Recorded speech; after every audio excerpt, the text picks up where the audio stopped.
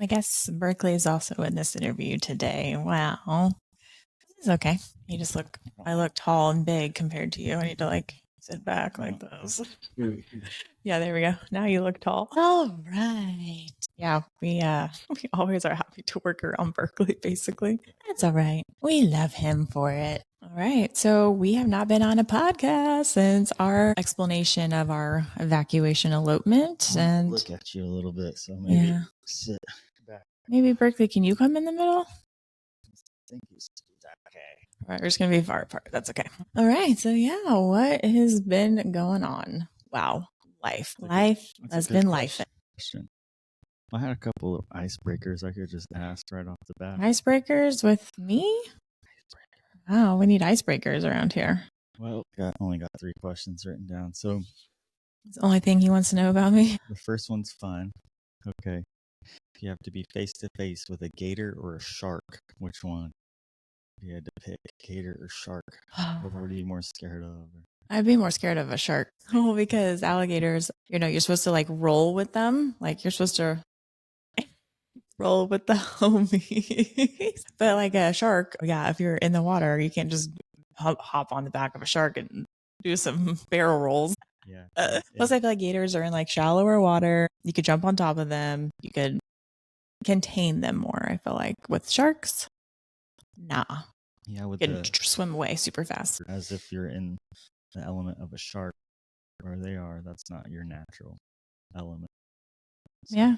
So a little bit more foreign land where the sharks. I'm just so scared of sharks. I think it all started with Jaws. That's probably most people's fear. That's where the trauma ensued watching Jaws. Also, something that kind of stemmed from that, not with the shark species, but the dolphin species, was the movie Flipper, or the show Flipper. What about the movie Flipper? So you're talking about Jaws and being scarred or traumatized by the movie Jaws is why you're scared of sharks, right? So basically what I was getting at was there's also Flipper was popular, right? Completely different. Dolphin? No. Okay. No, I'm just saying that it caused a demand for dolphins. Prior to that movie, dolphins were just living in the ocean doing their thing. But after that TV show, after Flipper, I can't remember if it was a TV show or a movie. Maybe both. Yeah. But the guy that I can't remember his name, but he, experimented and was around dolphins a lot and ended up making that TV show. Well, then it became so popular that dolphins were a hot commodity, if you will. So that's why in Japan and other places, they started basically hunting for dolphins and selling dolphins on the black market, and private people were owning them in captivity and having their own dolphins and as pets. Yeah, so it created this like subculture of people wanting that connection with that animal because they depicted it in a TV or movie. And so the guy that was doing all that research and created all that, he inadvertently caused a bad thing, and he was very sad for it. If you go watch that documentary, there's a documentary on Netflix. Gosh, I can't remember what the documentary is. Yeah, it's kind of recent, right? In the last couple of years, like Under the Sea. There's one about whales and then there's one about the dolphins. The one that they like. And it's very grotesque. That guy like goes undercover, right? What's the one that guy goes undercover? And it's pretty much him. I think is that the same guy? The same guy. Really? And so because that underground market is, people are paying a lot of money to have their own dolphin or to go hunting or whatever it is. But the sad way that they do it is they disturb their sonar and they surround they go into the cove and they actually bang against they hit against the boats. It causes a loud noise and sends them all running in one direction, and that's kind of how they get them in nets. That's kind of how they capture them. Anyways, it's so causing an awareness about something or bringing light to a situation when you think you're doing a good thing can sometimes turn out to, you can make something so popular that it ruins it for everybody else, so to speak. You know what that also reminds me of someone did is the guy that created the Keurig K-Cups said the same thing. He's like, he feels bad about creating the K-Cups because they're in plastic. And so he's created all this demand for plastic, plus you're using plastic to get your coffee through Mhm. plastic, plus plastic out now in the environment. So he's like, this is the worst thing I've ever done is curate K-cups. I bet he's feeling bad in his really big house and his really nice car and his heated seats. I would have loved to have had a dolphin. Who doesn't He's want like, a dolphin? gosh, I wasted so much plastic and metal with this Mercedes Benz. And I don't know. But that's just what I heard. The thing is that exactly, it's like, well, another one of those is I think Albert Einstein helped create, well, in the Manhattan Project and atom bombs and all that. Albert Einstein? No, I think well, Oppenheimer is the one that did nuclear. He was the one that accidentally created like explosives. It's dynamite. TNT. Oh, who was that? We were talking Alfred, whoever got the Nobel Peace Prize. Oh, his last name was Noble because they created the prize after him, right? Okay. All right, we're getting closer. I have my phone right here. Maybe we should just Google it. Should we do a quick Google search? Yeah, so let me see. He actually got the Nobel Peace Prize, but he is also responsible for creating dynamite. Yeah. And not knowing that it was going to be used to kill so many people. Who created dynamite? Alfred Nobel. Yeah. Alfred Nobel. So you had the name right. There's a movie about that. So, as a Swedish chemist, engineer, and industrialist who invented dynamite and other more powerful explosives, who also founded the Nobel Prizes. Yeah, see, so how he can do such a good thing and such a bad thing at the same time. It's that yin and yang type thing. It's that balance. It's wild. Yeah. What other examples of there of like trying to do good and then actually backfiring on you? Like those billionaires that went down into the sea miles below trying to discover or do whatever they're doing and then just have their heebie-jeebies. I have that phobia. I don't know if anyone else has this phobia. I have the phobia of looking underwater. I don't like to look underwater. I don't like to look, not even in a swimming pool. What if you were like inside of a boat under the water looking out of the glass? No. What if you're in an aquarium and like the sharks or the marine life goes over the top of you? It's not as bad. I mean, it's still a little like, but I think that's not as bad because I know that's a self-contained aquarium, whereas under the sea, you don't know what is under there. Anything could pop out at any time. Ooh, I like get the heebie-jeebies just thinking about. Even in movies and cartoons, I will never forget. There's a scene in The Incredibles where like their plane crashes and whatever, and they all fall in the water, and then it shows the plane going down in the water. And it's a cartoon, and I still get sick to my stomach looking at that. Really? I don't know if it's like the depth of the sea, the motion of it, or the just lack of knowledge of what's under there. Because what do they say? 70% of the water on Earth is unexplored. Yeah, I don't know. Humans have been everywhere. We got our hands in everything, so I find that hard to believe. I mean, there's a lot of freaking water on this planet. Yeah, it's dark. Nothing going on. I know, but it's so scary. So that brings me to another thing. Lately, you've been getting scared easily, and you tend to get scared more easily than me. The other day, you tried to scare me, jump from behind the car, which is a pretty good scare, but I didn't really. Yeah, but I've never seen. It's my reaction. You're like, oh my God, you scared me. That was it. Actually, you didn't even do that. Yeah, I was like going to say, oh my God, you scared me. I said, oh my God, you scared me. I was like, oh, you got me. Jumpy. What do you think? Here's the thing is I'm not like scared of a lot of things. I just don't like suspense. I don't like, and that's probably where I don't like the ocean, because I don't like not knowing what's going to happen. I don't like suspense. Whenever I would go and watch, for some reason, I love to watch scary movies. Like when I was younger, like you don't love suspense. But what I would do is I'd go watch a scary movie and I would cover my ears the whole time. So you can't hear it? So I couldn't hear the, like when anything, so they do a loud noise. And so I could watch it as long as I could cover my ears, because it didn't scare me. It was just the suspense of the music. And that's why whenever you try to scare me or you do scare me, or when a bug scares me, it's like, it's not because I'm scared of a bug. It's because the suspense of like, I didn't know I was there and it just startled me. So that's what I don't like, is suspense. I don't know where that comes from. If it's some sort of nervous system thing or mental thing, I don't know. You think as you're so just That you just never get scared?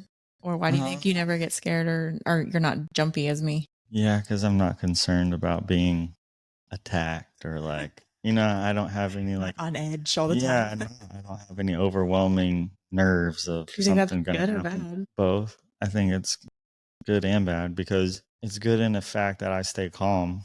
You know what I mean? Under pressure, I'm like, oh, okay, like, but also you need to be alert and ready. So there needs to be a fine line of being alert and ready, but also not overactive.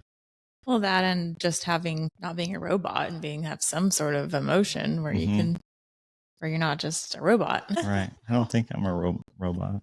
I think I'm in tune. Yeah. Yeah, it's good and bad, I think. But I don't know. I'm a jumpy. I think a lot of women are jumpy. My mom was very jumpy. Yeah.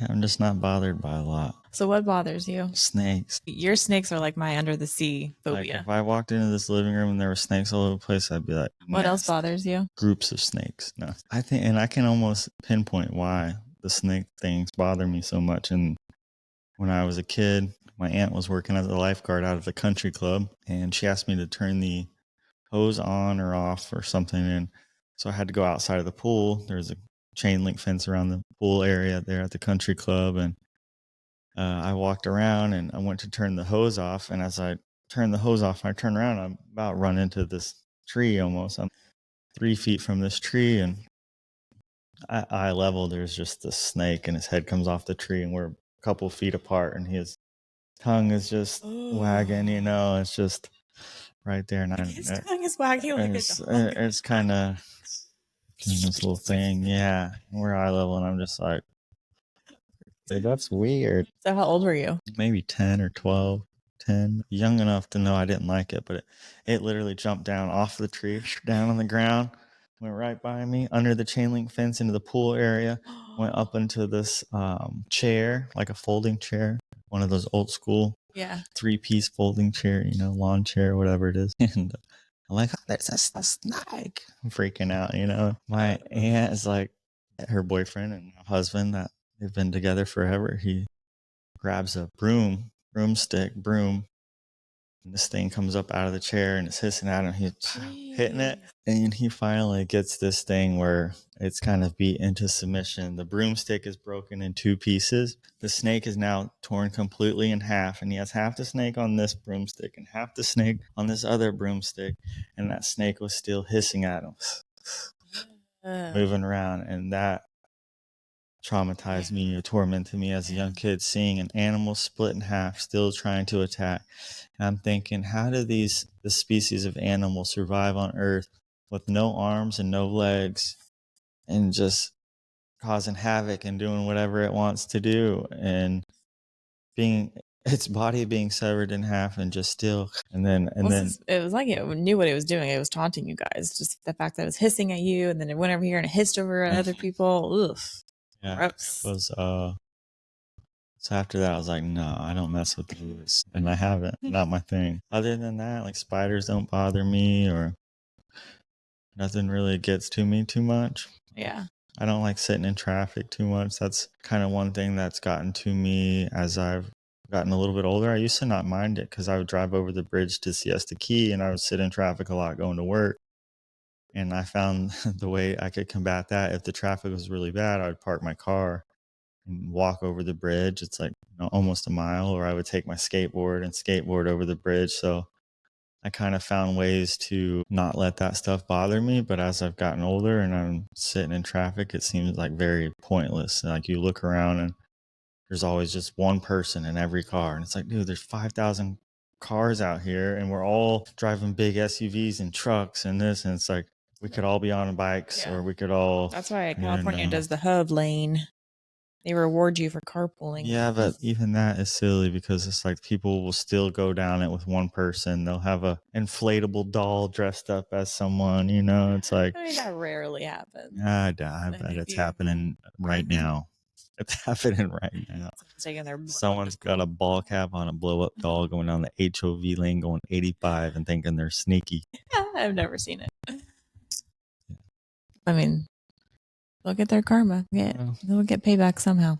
They don't need payback. They just, it is what it is. Yeah. So what's your second icebreaker you got? Well, yeah, that was just a fun one. That was just a fun one. So I could ask them both or separate, but what's your favorite things about being you? What's your favorite thing about being you? Or your favorite things about being me? I would say I'm pretty optimistic. I feel like I have optimistic. I try to see the good in everything or good in people in every situation. I don't feel like I'm a pessimist or like I'm constantly complaining or, down in the dumps. I mean, for the most part. About being me. Yeah, what's your favorite thing about being Kayla? Being optimistic. Oh, that's hard. Okay, we'll get back to it. Well, what's yours? My favorite thing about being me? Yeah. I like that I'm like very non-judgmental. Like I don't know. I see a homeless person or I see a rich person and I kind of treat them the same. It doesn't really, people don't. Yeah. I kind of, I guess, march to the beat of my own drum. I like the things that I like and I try not to think too into the reasons as why I like it or why I don't, or I just kind of, if I like something, I like it and try not to think too much about it. And I'm not bothered. I'm easygoing and I'm easy to get along with. Yeah, the thing that I like about myself is that I get into things, I discover things, I learn about them, and I have a lot of different things that I'm into. So I think that say variety is the spice of life. And so me just being interested in so many different things brings me a lot of gratitude in my life because I can kind of connect all those things together. A lot of these things overlap, whether it's art, music, basketball, skateboarding, writing, artwork, whatever. It all kind of, there's areas in which they all overlap at certain times. So I'm grateful that I'm able to see those things and I'm grateful that I'm able to do all these things. Yeah, I'm happy to be me and live my life. Yeah. Okay, so yours reminded me of a couple that I like. I do feel like I'm a very open-minded, non-judgmental person as well. I don't get offended easily. I think people this day and age are just looking for stuff to be offended by. I don't think there's any way that anyone could ever offend me. Even if they said the worst thing about me, I'd be like, all right, like it doesn't bother me. Yeah, that's good. It's kind of like I know who I am. That's a good quality. Yeah. So I don't get offended. I think when things go up in an uproar, it's because this group of people in society usually is like, I'm offended by that. And I'm like, just don't be offended. I don't know. I feel like if everyone could just not be offended, the world would be a much better place, be a much more peaceful place. I think if we could all sit still, the world would be a lot more peaceful. But we can't all sit still at the same time. See, did you experience that peace? A couple seconds of peace there. Wait, okay. And then I'm not judgmental, where I do feel like you kind of said, I could get along with anyone. No one really affects me. No one is like, this person is like up here and this person's down here. I feel like everyone's the same.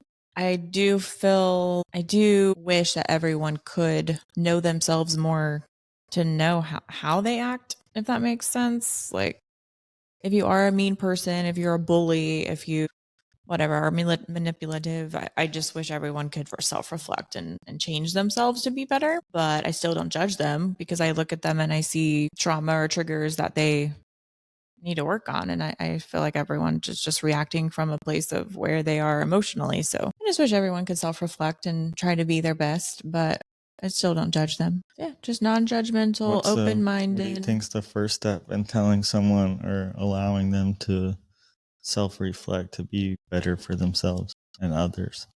What's the first step they need to do? Yeah. I always go back to just acceptance. And Mackenzie and I talked about this yesterday on her podcast she said, I think a lot of people are afraid to admit that they're at a rock bottom or not honest with where they are. And if everyone could just be honest with who they are and where they are in their current life, that's the first step to acceptance of change. So I was just thinking about rock bottoms. Yeah. I mean, not everyone has to be at a rock bottom. Yeah, you don't have to be at a rock bottom, but say what you look around your life and maybe you don't have a good relationships with your family or your friends, or you can't hold friendships very long or whatever, and you're kind of like self-reflect of like, why does this happen to me? And then start to work on the issue from there. I think everyone has something they could work on. For me, I would say just you have to start small. It's like Can't be like, all right, I'm gonna stop smoking, stop binge eating, stop drinking on the weekends. I'm gonna start going to the gym. Like all at once. Yeah, it's Yeah. like you're overwhelming yourself. Like, how about you just work on getting that gallon of water in a day, or drinking more water, or setting your alarm so you go to bed at a certain time or wake up at a certain time, and so we'd kind of touched on that the other day, talking of how you just, instead of adding things, subtract things. Right, take things away. Because we're already filled with so much stuff we have to do on a daily basis. Why add another thing? Berkeley's a good boy. The other question I was going to ask is, how do you feel, or what have you learned since becoming a mother? So what have you learned since becoming a mom? So Tyson's 9 months now. Yeah. You suck. I mean, he's taught me a lot, and I don't know what you mean by learn, as far as, I don't know. Do you mean like, what have I discovered about myself, or what? What have you learned as a mom? 9 I mean, are you months. talking about like literal things like breastfeeding and breast milk and food? And I mean, I've learned a lot through having to navigate a bunch of. It's completely open. Okay. It's just, what have you learned? Well, I've learned a being lot a about mom. babies, that's for sure. But emotionally and mentally, I would say I'm much more slower. I'm much more patient. I feel like I'm more empathetic. So you don't move as fast, and yeah. Like these last few weeks have been slow for me, but it's just been the same, kind of the same day every day with Tyson as far as his routine. So I have to go off his routine. So it's been like, okay, it's not about me anymore. It's not about what I want to get up and do and the time I have and the places I want to go. It's about him. And I have to learn to be content and satisfied with anything I'm doing now, whether I'm at the house, on a walk with him. So I'm just trying to be more content with, okay, I'm not doing anything other than sitting here on the floor playing with Tyson, and I'm okay with that. Is that what you would tell to other mothers or new moms? You would tell them that, your priorities are going to kind of be pushed to the side while you have to fend for your child, and of course you have to move a little bit slower because you can't do everything. I was just thinking about the difference between Berkeley and Tyson this morning as I'm laying in bed, and how Berkeley used to be my child, but he doesn't need a ton from me. A baby needs you for so many things. Right. I was just thinking how it's funny that I'm deflected to taking care of Berkeley while you take care of the child. But as I was walking Berkeley out this morning, I was thinking that. I'm thinking, yeah, here I am taking care of Berkeley. She's taking care of the boy. And I kind of chuckled to myself. I'm like, yeah, but taking care of Berkeley is like nothing, you know what I mean? So it is funny. It's like, oh, we're sharing responsibility, but I just have to take him outside to poop. Like, it's like, but meanwhile, Tyson's running around. Like, don't bust your head on the tile. Like, don't grab that. Yeah. Don't stick your finger in the lights. It's like, that's not equivalent. Yeah. And Berkeley, I could take him off the leash and let him go and just stand there and be on my phone, and he'll be back. So it's not really comparison. So, but it both has to be done. So, I mean, I would tell moms a lot of different things, but not. I think everyone should probably be aware of the fact that your priorities are going to have to change. You are responsible for the life of a human being, and nothing is the same. Yeah. I don't know. I feel like our life is pretty much the same. I mean, I don't get to do, selfishly, I don't get to do things I want to do, but again, I've learned to switch my fulfillment and happiness from those things that were giving me joy to now this gives me fulfillment and joy. You are able to do those other things, but you're going to have to make them a priority, or make prior arrangements to have someone watch him while you go work out or while you ride, or you just have to find a way to fit it into his schedule when he's asleep. So that's all it is. You're calling an audible, so to speak. And yeah, that's what it is. But if I could tell moms anything, I would say do your research about jabs and ingredients. And when any kid has any allergy or immune stuff or anything, it is not because of it's not random. It's not like my child just randomly developed this. I don't know. I just keep it simple, stupid is what I think. Keep it simple, stupid. So Tyson is not vaxxed and probably won't ever be vaxxed. And I'm not vaxxed since when I was younger. and I never will. And we're all fine and dandy over here. And To my knowledge, I'm not, but I don't know what happens when I go to sleep. I mean, when I was little, obviously we got vaccines. But we've talked about this. The dosage of vaccines is way higher. In the last, I think 30 or 40 years, it went from 5 doses to now 72 doses that a kid should be having. That's what they say. Why? Why? Why? I mean, that's what they say. I don't know. Never seen it. Never been there. Never been where? Wherever they make the stuff. I know, but So I don't know. They're just crazy. telling me something and showing me a picture. I'm just excited. So believe nothing you hear and only half of what you see. Don't believe anything you hear and only half of what you see. Yeah. For real. It's a good rule. Because now when someone tells me something, I'm like, sus. I don't. When I see something, I'm like, half sus.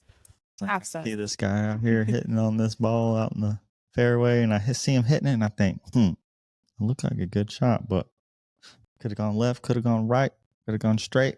I don't know. I'm only seeing half of it. Can't see the pin. Can't see the flag. Do we want to talk about that? Kind of segues into the results of the election 2024. They're still counting votes, so it's not over. They're still counting them in California, though. We don't know. We got a couple days. I'm just so glad that Robert Kennedy is going to be our new health administrator, whatever. Wow. He's probably going to give free testosterone to everyone over 65. Just you show up. If you're over 65, we look at you.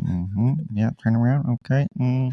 Yep. Juice them up. Go ahead. We're going to just have to look like me. It's the juice them up. epic. And it's going to be the opposite of COVID. Instead of all the old people dying, they're going to get big and strong. Just like have a generation of 70 plus old jack dudes. That'd be cool. And like we go into war, it's like we're not recruiting any young men. We're gonna let the young men go finish college and be strong. We have our old World War II fighters. They're coming in for another third tour here. I'm 75 years old and I want to provide for my country. I don't know. That'd be cool. So what should the college people be doing then? Studying. Or what? To save this country, pass their tests and listen to their teachers and listen to their parents. That hopefully their parents have it together. I feel like school is redundant these days. Yeah, what do you think about it? Experience is where it's at. Shadowing. That's a good, experience is the best teacher. Mark Twain was quoted saying, "I never let school interfere with my education." Seriously. That's a good.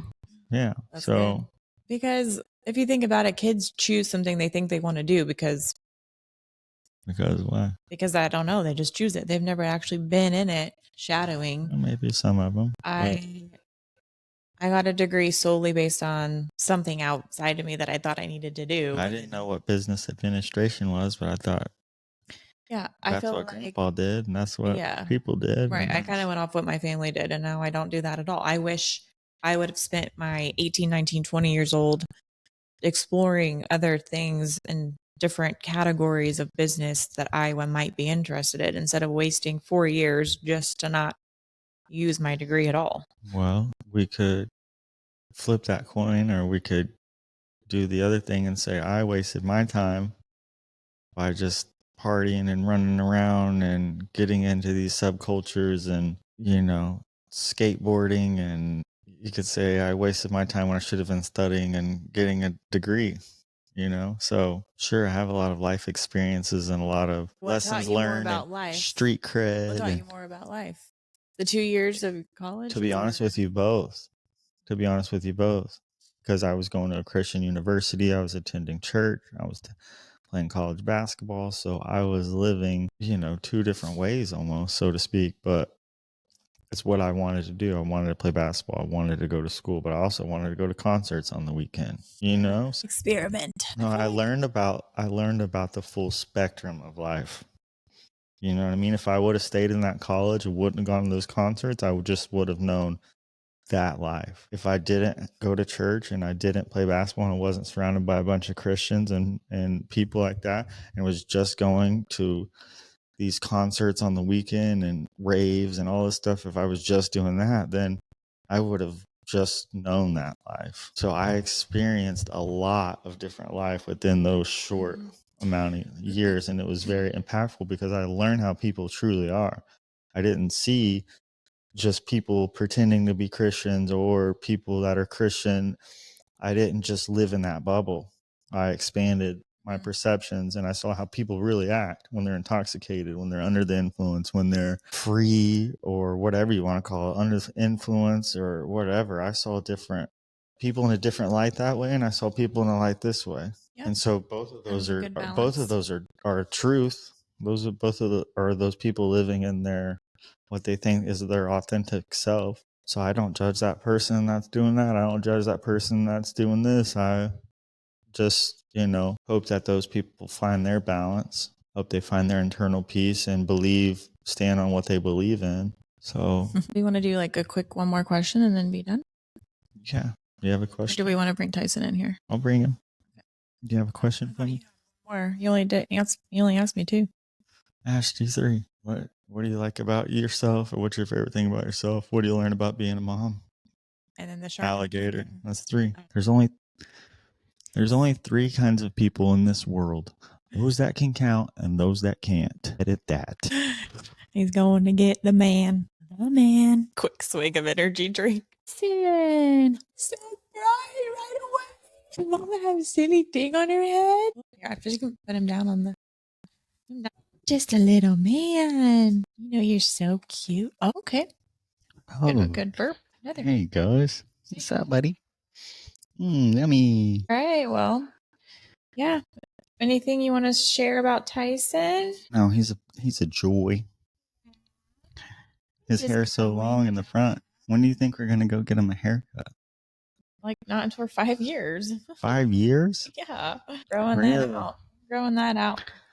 Tyson, your mama doesn't want to give you a haircut. Oh, we want it to be long and curly and beach waves and surfer dude and man buns. Oh my gosh, she's not getting a man bun. She can have long hair, but as soon as she has a man bun, yeah, we're gonna implement spankings. Well, he is just Dad, I'm 16. You can't spank me. I can do whatever I want with that man bun. I'm going to grab you by that man bun, show you the belt. Tyson, do we want to say, so he can say dada? Can you say dada? Can you say that? Okay. He's a little shy, a little nervous. That's okay, buddy. Right. Here, do you want your tea there? I bet that's what he's looking for. Yum, yum, yum, yum, yum.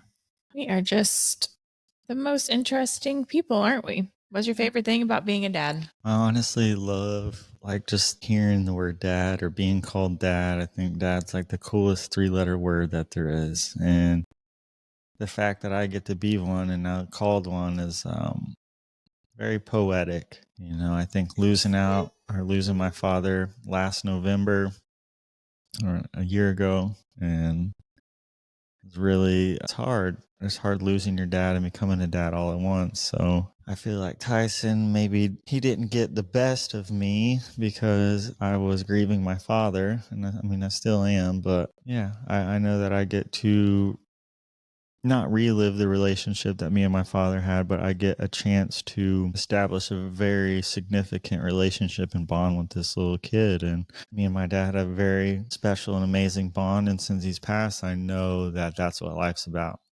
And so it's just, I know not what the answer to life is, but I know what's important. And so it's true.